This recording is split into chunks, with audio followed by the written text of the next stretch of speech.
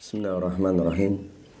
Innal hamdalillah nahmaduhu wa nasta'inu wa nastaghfiruh wa na'udzu billahi min shururi anfusina wa sayyiati a'malina. Man yahdihillahu fala mudilla lahu wa may yudlil fala hadiya lahu. Asyhadu an la ilaha illallah wahdahu la syarika lahu wa asyhadu anna Muhammadan abduhu wa rasuluhu sallallahu alaihi wasallam. Ya ayyuhalladzina amanu taqullaha haqqa tuqatih wa la tamutunna illa wa antum muslimun. Ya ayuhan nasu attaqu rabbakum alladhi khalaqakum min nafsin wahidah wa khalaqa minha zawjaha wa bassa minhuma rijalan katsiran wa nisaa'a wattaqullaha alladhi tasaaluna bihi wal arham innallaha kana 'alaikum raqiba. Ya ayyuhalladzina amanu taqullaha wa qulu qawlan sadida yuslih lakum a'malakum wa yaghfir lakum dhunubakum wa may yuti'illaha wa rasulahu faqad faza fawzan 'azima. Amma ba'd. Fa inna asdaqal hadisi kitabullah wa khairal hadi hadi Muhammadin sallallahu alaihi wasallam wa syarrul umuri muhdatsatuha wa kullu muhdatsatin bid'atun wa kullu bid'atin dhalalah wa kullu dhalalatin finnar. Kaum muslimin rahimani wa rahimakumullah, alhamdulillah pada pagi ini kita bisa berjumpa meskipun tidak secara langsung, akan tetapi patut kita syukuri berbagai nikmat yang kita terima ini kita gunakan pada keridhaan Allah Subhanahu wa taala. Dengan demikian mudah-mudahan kita termasuk orang yang bersyukur dan Allah tambah nikmat yang telah kita terima. Apa yang terjadi pada masyarakat kita termasuk pada bulan Muharram yang orang Jawa menyebutnya adalah bulan Syura.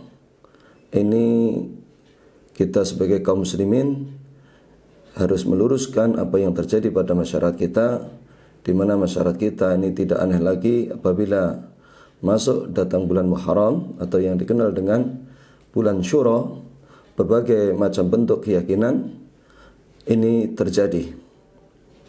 Di antaranya berbagai macam larangan-larangan yang tidak didasari dari agama kita ini. Termasuk yang pertama, larangan mengadakan pernikahan pada bulan Syura.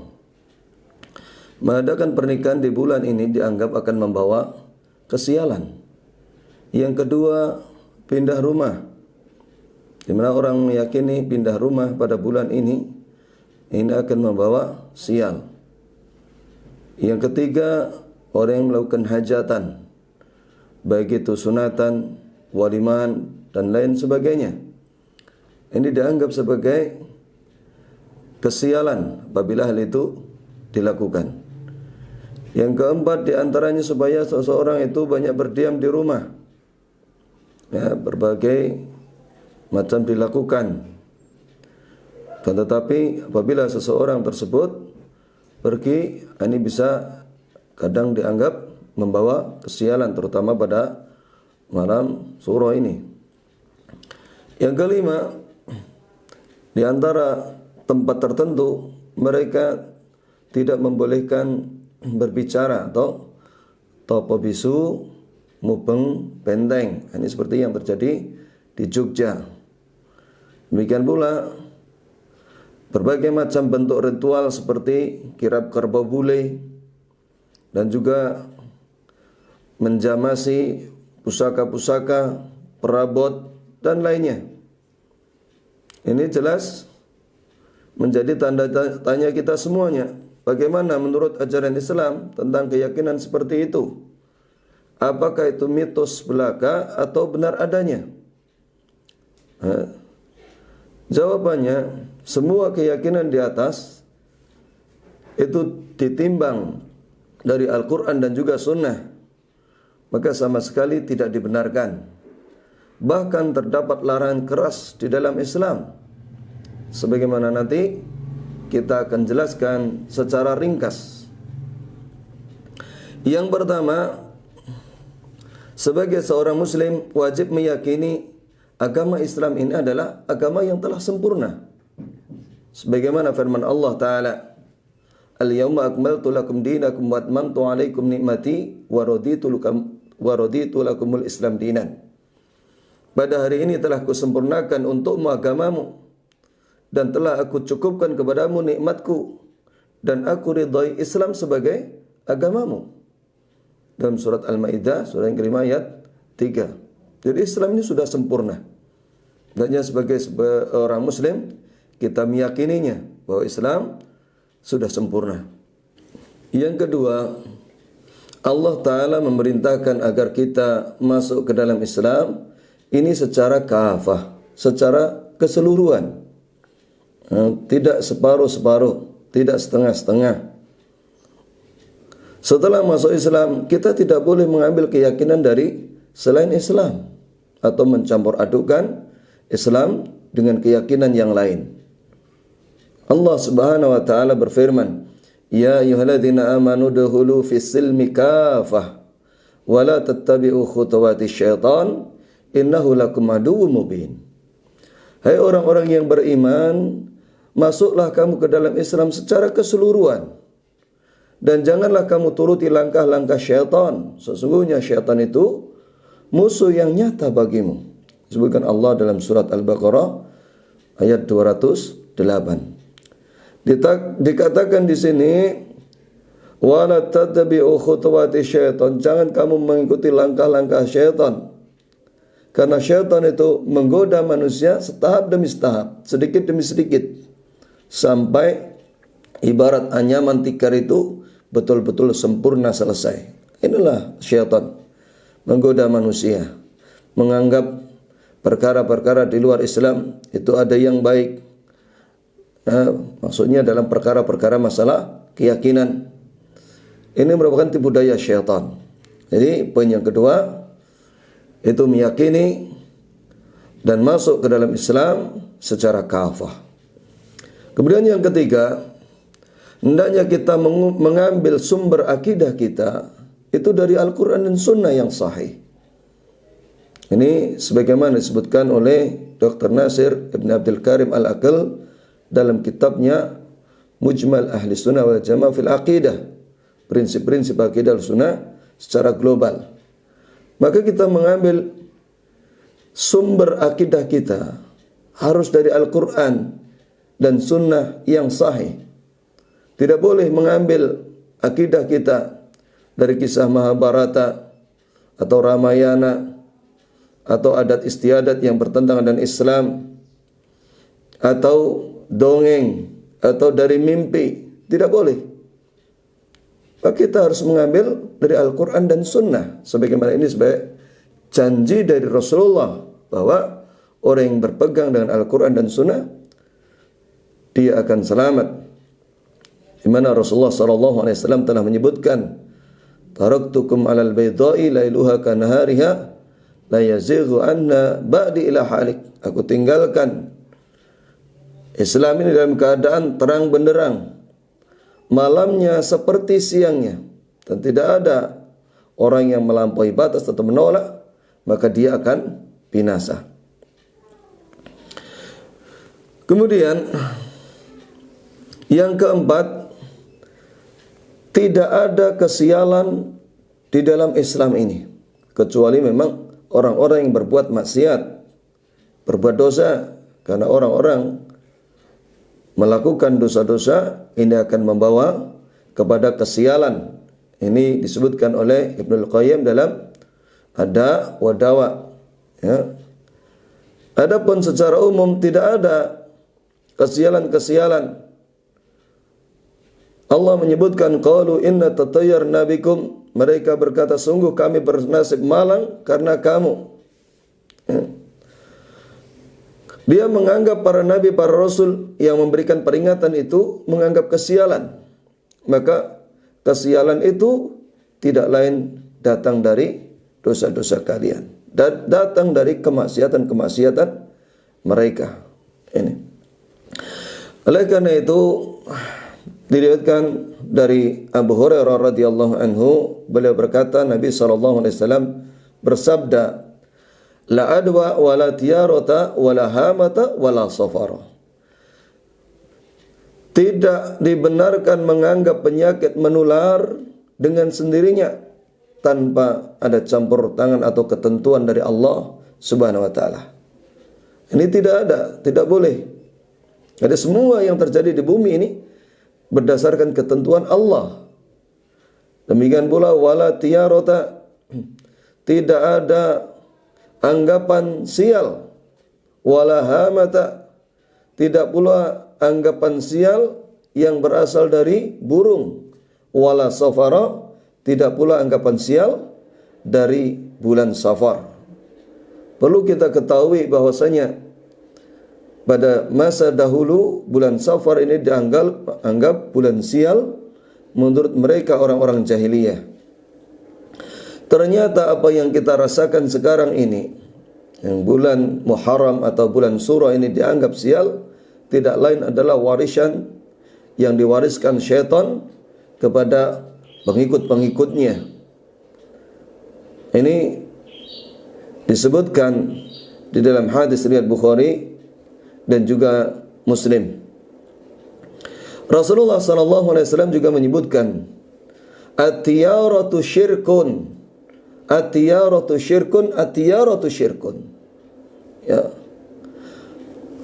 Wa ma minna illa walakinna Allah yudhibuhu bitawakkuli. Tiyarah itu kesyirikan, anggapan sial itu merupakan kesyirikan. Anggapan sial itu merupakan kesyirikan.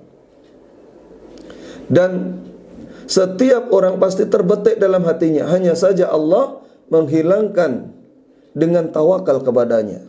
Jadi ketika kita muncul sesuatu dalam benah atau dalam angan-angan kita, terbetik dalam hati kita dengan anggapan-anggapan sesuatu membawa kesialan, maka hendaknya kembalikan, serahkan, kita bertawakal kepada Allah Subhanahu wa taala. Sebagaimana ini disebutkan di dalam hadis riwayat Bukhari dalam Adabul Mufrad dan juga hadis riwayat Tirmidzi. Kemudian yang kelima, larangan keras bagi orang yang meyakini adanya kebaikan dan keburukan yang datang dari selain Allah, dari perkara apa yang manusia itu tidak mampu. Jadi pada dasarnya seseorang menganggap sesuatu, baik itu benda, burung, hari, arah, termasuk bulan, sebagaimana bulan Surah ini bisa mendatangkan manfaat atau bisa mendatangkan keburukan. Ini larangan keras di dalam agama ini. Ya. Kecuali apa yang memang manusia itu mampu untuk mendatangkan manfaat, tetapi hal ini tidak dilakukan dan manusia tidak berkuasa tentang masalah ini. Masuk bulan Surah ini, maka tidak ada anggapan sial. Allah Subhanahu wa taala berfirman, "Wala tad'u min dunillahi ma la yanfa'uka wa la yadurruka, fa in fa'alta fa innaka idzam minadh dhalimin." Janganlah kamu menyembah apa-apa yang tidak memberikan manfaat dan juga tidak pula memberikan madarat kepadamu selain Allah. Sebab jika kamu berbuat yang demikian, maka sungguh kalau begitu kamu termasuk orang-orang yang zalim.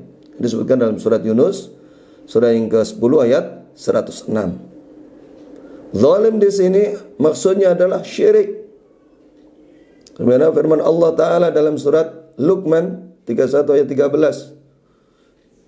13. Ya bunayya la tusyrik billah inna syirka la dzulmun adzim. Hai anakku, jangan berbuat syirik, karena kesyirikan adalah kezaliman yang paling besar. Allah tidak mengampuni dosa syirik ini. Apabila seseorang mati dalam keadaan menyekutukan Allah, Allah sebutkan dalam surat An-Nisa surah yang keempat ayat 48 juga 116, innallaha la yaghfiru ayyushraka bihi wa yaghfiru ma duna dzalik liman yasha. Sesungguhnya Allah tidak akan mengampuni dosa syirik, tetapi Allah masih mengampuni dosa selain syirik. Jadi keyakinan-keyakinan yang terpetik dalam benak kaum muslimin saat ini, bahwasanya bulan Syura ini bisa membawa kesialan, ini bisa menjerumuskan pelakunya kepada kesyirikan. dan hendaknya dijauhi. Rasulullah SAW menyebutkan, man mata yusyriku billahi syai'an dakhalan nar. Barang siapa mati dalam keadaan menyekutukan Allah, dia akan masuk ke dalam neraka. Fa qultu ana wa man mata la yusyriku billahi syai'an dakhalal jannah. Demikian pula Rasulullah menyebutkan, barang siapa mati tidak menyekutukan dengan Allah, maka dia akan masuk ke dalam surga. Hadis riwayat Bukhari dan juga Muslim. Demikian pula yang keenam, tidak boleh kita mengikuti adat istiadat nenek moyang kita jika hal itu bertentangan dengan ajaran Islam. Sebagaimana kita sebutkan di atas, akidah harus diambil dari Al-Quran dan Sunnah yang sahih. Maka apabila ada ajaran-ajaran dari nenek moyang kita, maka kita tidak boleh mengambilnya apabila hal itu bertentangan dengan Islam. Kenapa? Karena Allah tidak memberikan hidayah kepada orang-orang atau nenek moyang kita apabila hal itu bertentangan dengan Islam. Allah sebutkan di dalam surat Al-Baqarah, surah yang kedua ayat 170. Wa idza qila lahum ittabi'u ma anzalallah qalu bal nattabi'u ma alfaina alaihi aba'ana. Awalau kana aba'uhum la yaqiluna syai'an wa la yahtadun. Apabila dikatakan kepada mereka, ikutilah apa yang diturunkan Allah, mereka menjawab, tidak, kami hanya mengikuti apa yang telah kami dapati dari nenek moyang kami. Allah membantah orang-orang yang memiliki pendapat seperti ini. Awalau kana aba'uhum la yaqiluna syai'an wa la yahtadun. Apakah mereka itu tetap akan mengikuti nenek moyang mereka itu? Padahal nenek moyang mereka tidak mengetahui sesuatu apapun dan tidak mendapatkan petunjuk. Disebutkan Allah dalam surat Al-Baqarah, surah yang kedua ayat 170. Jadi apa saja ajaran nenek moyang kita tidak nafikan apabila hal itu tidak bertentangan dengan Islam. Tapi apabila hal itu bertentangan dengan Islam, maka hendaknya kita meninggalkan. Kita tidak boleh menggunakan dan juga kita tidak boleh mengikuti. Bukan sebagaimana anggapan orang-orang. Orang Jawa ya tetap berpegang dengan Jawanya. Ya dilihat dulu, dirinci. Apabila hal itu tidak bertentangan, kita ikuti. Apabila hal itu bertentangan, maka kita tinggalkan. Termasuk keyakinan-keyakinan kesialan pada bulan Suro ini, maka kita tidak boleh ikut meyakininya. Ya, kita tidak boleh mengikutinya. Apalagi menirukan dan mengamalkan, ikut-ikutan mencuci, ya, kaman-kamane, ataupun keyakinan yang lainnya. Ini tidak boleh. Kalaupun orang tua kita, nenek moyang kita itu keliru, maka kita tidak boleh mengikuti. Allah sebutkan dalam surat Luqman 31 ayat 15. Wa in jahadaka ala an tusyrika bi ma laysa laka bi ilmun fala tuti'huma.